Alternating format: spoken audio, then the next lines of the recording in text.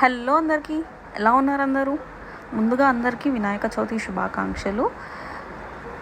మా ఇంట్లో పూజ ఎలా చేసుకున్నాము, వినాయక చవితి సెలబ్రేషన్స్, నిష్టలు, నియమాలు ఏమేమి పాటించాలి అనేది క్లియర్గా నేను ఈ వీడియోలో అయితే ఎక్స్ప్లెయిన్ చేశాను. వీడియో లెంత్ అయితే ఎక్కువ పెట్టలేదు, చాలా స్వీట్ అండ్ షార్ట్గా పెట్టాను. అందరికీ ఫేవరెట్ ఫెస్టివల్, నాకైతే మోస్ట్ ఫేవరెట్ ఫెస్టివల్ ఇది. ఎందుకంటే మా పాప పుట్టింది వినాయక చవితి డేస్లోనే. అందుకని మా పాపకు నచ్చిన స్టైల్లో వినాయకుడిని ఆగమనం చేద్దామని అయితే అనుకున్నాము. తన బుజ్జి సైకిల్ మీద వినాయకుడిని అయితే తీసుకొచ్చేసాము. ఆమె రాగానే బొట్టు అయితే పెట్టేసుకుంది.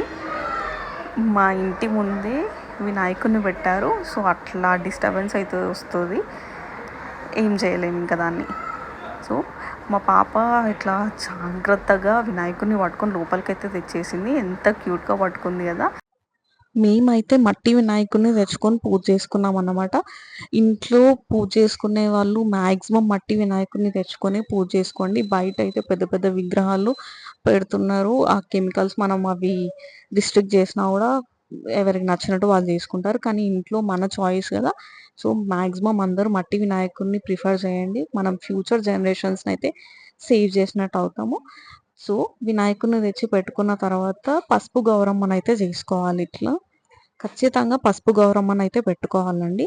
ఈ పసుపు గౌరమ్మని మీరు ఎన్ని రోజులైతే వినాయకుడిని ఇంట్లో పెడతారో, పెట్టి పూజ చేసుకుంటారో, కొంతమంది 3 డేస్, 5 డేస్, 9 డేస్ అట్లా అన్ని డేస్ అయితే గౌరమ్మ అక్కడే ఉండాలి.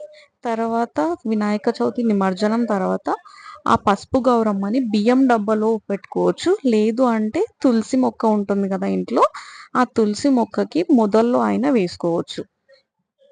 అండ్ అలాగే కలశం కూడా పెట్టుకోవాలి ఖచ్చితంగా. కలశం ఎలాగ పెడతారంటే, నాకు యాక్చువల్గా సిల్వర్ది కలశం ఉంది, అందుకని నేను సపరేట్గా పెట్టలేదు. ఇప్పుడు చెంబు అయితే ఉంటుంది కదా, ఆ చెంబులో వాటర్ కానీ బియ్యం కానీ తీసుకొని అందులో జుట్టు తీయని కొబ్బరికాయ ఉంటుంది కదా, ఆ కొబ్బరికాయని పెట్టుకొని దాని మీద బ్లౌజ్ పీస్ చుట్టేసి పూలు అక్షంతాలు వేసుకొని అయితే పూజించాలి. ఏ పూజ చేసినా ఫస్ట్ వినాయకుని పూజతోనే స్టార్ట్ చేస్తాం. అట్లాంటి వినాయకుడికి కొన్ని నియమాలు అయితే ఉంటాయి, అవి ఖచ్చితంగా పాటించాల్సి ఉంటుంది. సో మీరు ఎన్ని డేస్ వినాయకుడిని మీరు ఇంట్లో పెట్టుకుంటారో అన్ని డేస్ మార్నింగ్ ఈవినింగ్ ధూప దీప నైవేద్యాలతోటి పూజ అయితే చేసుకోవాలి. అలాగే మాకు తెలిసినంత వరకు అంటే మా మమ్మీ వాళ్ళ సైడ్, నాకు మ్యారేజ్కి ముందు వరకు మా సైడ్ రిస్ట్రిక్టెడ్ అనమాట. పప్పు తినొద్దు వినాయక చవితి రోజు అని. పప్పు తింటే అప్పులు అవుతాయి అని చెప్పేసి అంటారు. అది నాకు మ్యారేజ్ అయ్యాక మా హస్బెండ్ వాళ్ళ సైడ్ అయితే ఆ రోజు ఖచ్చితంగా పప్పు తింటారంట. కానీ నాకు ఎందుకో అది అలవాటు అయిపోయింది చిన్నప్పటి నుంచి కూడా. నేనైతే తినలేదు, కానీ దేవుడి దగ్గర మాత్రం నైవేద్యంగా పప్పు, పాశం అలాగే పులిహోర పెట్టారు. మీకు ఎవరికైనా ఇది తెలుసా? తెలిస్తే కామెంట్ సెక్షన్లో కామెంట్ చేయండి.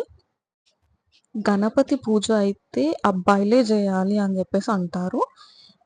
లేని వాళ్ళు ఇంకా ఏం చేస్తారో ఆప్షనల్ చేసేసుకోవచ్చు. కానీ ఖచ్చితంగా అబ్బాయిలతోటి పూజ చేసేలాగా ప్రిఫర్ చేయండి. మా ఇంట్లో మా హస్బెండ్ అయితే పూజ కంప్లీట్ చేసేసారు. నా పాప అయితే ఫుల్ యాక్టివ్గా ఉంది ఈసారి పూజ దగ్గర. ఇంకొక నియమం వచ్చేసి చవితి రోజు చందమామని చూడొద్దు అని అంటారు. చందమామని చూస్తే దోషం ఉంటుంది అని. ఆ దోషం పోవాలంటే కూడా మన నాగుల చవితి రోజు పుట్ట మీద పేలాలు ఉంటాయి కదా, అవి ముందుగానే తెచ్చి పెట్టుకుంటారు.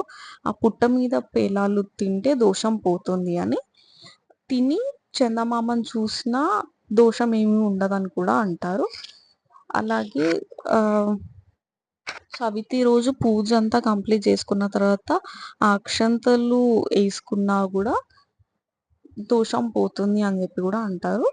కానీ బెటర్ చూడకుండా ఉంటే బెటర్. చిన్నప్పటి నుంచి మేమైతే అదే పాటించాము. సో ఈ 5 డేస్ మేమైతే 5 డేస్ పెట్టుకుంటాము. ఈ 5 డేస్ అయితే ధూప దీప నైవేద్యాలతోటి వినాయకుడిని పూజించి నిమజ్జనం అయితే చేస్తాము.